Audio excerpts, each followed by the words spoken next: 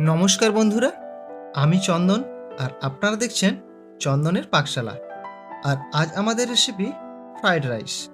কিন্তু কিভাবে বানালে এই রাইসগুলো লম্বা ঝরঝরে থাকবে আর কোন মশলাটা আগে ও পরে ব্যবহার করলে একদম অনুষ্ঠান বাড়ির মতো স্বাদ পাওয়া যাবে, সেই সম্পূর্ণ টিপস সহ আজকের এই রেসিপিটা আপনাদের সাথে শেয়ার করব।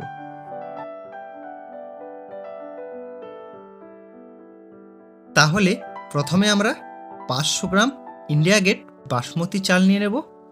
আর এই চালগুলো ভালোভাবে জল দিয়ে পরিষ্কার করে নেওয়ার পর একটা স্ট্রেনার দিয়ে সমস্তটা আমাদের ঝরিয়ে নিতে হবে। এরপর চুলাতে একটা কড়াই বসিয়ে পরিমাণ মতো জল আর 2 চামচ সাদা তেল, 1 চামচ ভিনিগার, সামান্য লবণ দিয়ে একটু নাড়িয়ে নিয়ে জলটা আমাদের গরম করে নিতে হবে।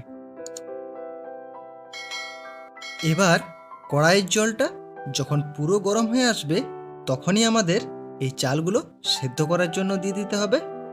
আর এগুলো আমাদের 70% কুক করে নিলেই চলবে। আর তা না হলে এই রাইসগুলো বেশি সেদ্ধ হওয়ার কারণে ভেঙে যেতে পারে। এবার সবজিগুলো ভেজে নেব। আর তার জন্য কড়াইয়ে দিয়ে দেব 50 গ্রাম দেশি ঘি। আর এই ঘিটা সামান্য গরম হয়ে আসলে চপ করে রাখা গাজরগুলো দিয়ে দেব। আর 20% ফ্রাই হয়ে আসলে দিয়ে দেব কেটে রাখা বিনস। আর তারপর চপ করা ক্যাপসিকামগুলো এবার দিয়ে দিতে হবে। আর সব শেষে দিয়ে দেব সবুজ মটর। এরপর সমস্ত ভেজিটেবলগুলো ফ্রাই হয়ে আসলে পরে একটা অন্য পাত্রে নামিয়ে নেব।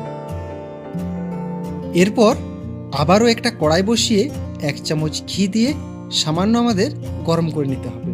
তারপর দিয়ে দিতে হবে সামান্য দারুচিনি, লবঙ্গ, এলাচ, সামান্য রাইস মশলা, 15 থেকে 20টা কাজু আর কিশমিশ। আর এগুলোকেও একটু সামান্য ফ্রাই করে নিতে হবে। তারপর যে ভেজিটেবলগুলো আমরা ফ্রাই করে রেখেছিলাম সেগুলো এবার এখানে অ্যাড করে নেব। আর সবশেষে আমরা রাইসগুলো দিয়ে দেব। আর তারপর হালকা হালকা নাড়াতে থাকবো আর 200 গ্রাম চিনির পাউডার মেশাতে থাকবো। আর এই প্রসেসটা হয়ে গেলেই আমাদের ফ্রাইড রাইস একেবারে রেডি হয়ে যাবে।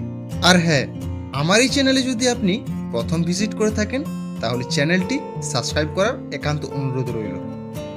আর এই রেসিপিটি যদি আপনাদের ভালো লেগে থাকে তাহলে একটি লাইক করে দেবেন আর কমেন্টে লিখে জানাবেন আপনার মূল্যবান মতামত।